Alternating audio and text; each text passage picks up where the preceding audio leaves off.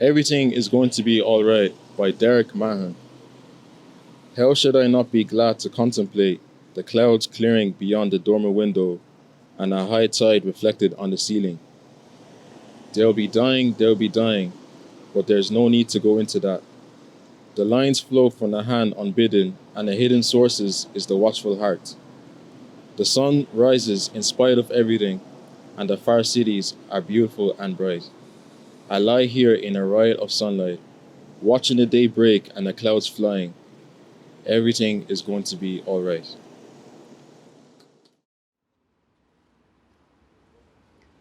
Imminence by Micheál McCann. A raspberry one with moist frosting, or a lemon one with white chocolate shavings. A door chime signals us. A donut for two in a cafe with notions on a sleepy Lisburn road. The low buzz chat of other people engaged in another try. Exposed soft white light bulbs make everything rounder. Do you see them? Some good coffee. Two brightly green eyes. Hammers of wet coffee grounds into the bin remind us we're here. Our treasure is delivered. What we have been waiting for all this time. Slowly, a dull blade halves the red glazed donut and it cries, laughing. Blood is coming out. You're wearing my jumper. You're eating.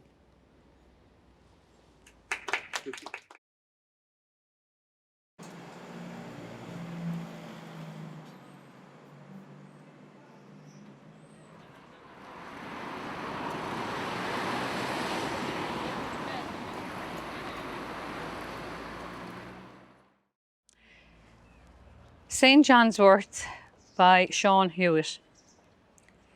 Named for a man who carries his own head on a platter. For a day when the sun bears its light over the land so slowly, so measurably, that the night crouches back and waits.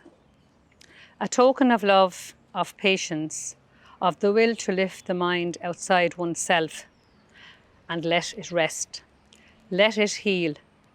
Alone I remember that little herb, the yellow spikes of the flower, frill of steamin, as something akin to happiness. Its bright stars, its tiny play of hope, its way of lifting through the grass, and I brought it to you. A light of luminin and dark curves in your eyes. At the door of the ward being searched, the nurse took from me my gathering of flowers. I found you on the bed, staring, still in shock. Bringing no gift, I took your head in my empty hands like a world and held it.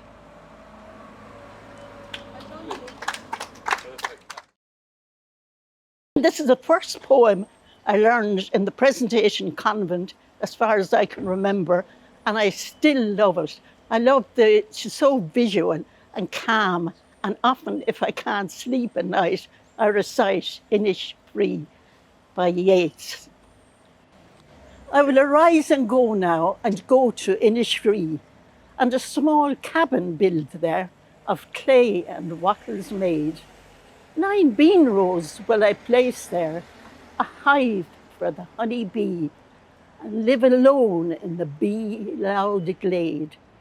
And I shall have some peace there, for peace comes dropping slow, dropping from the veiled morn to where the cricket sings.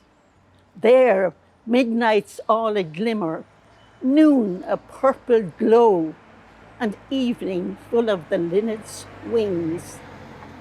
I will arise and go now, for always night and day I hear lake water lapping with low sounds on the shore. And whether on the roadway or on the pavement grey, I hear it in the deep heart's core. The Smell of Cake by Sean Donne.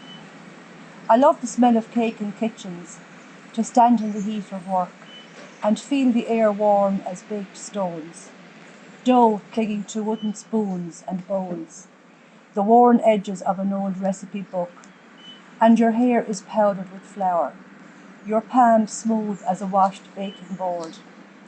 Above all, I love the finish when together, under the calendar that's months behind, we swap spoons from a basin of cream and lick, my beard flecked with it, your chin white, and between us our son yelling for a lick, and rising all around the smell of a rich cooked cake. Okay, there we go. Ta-da!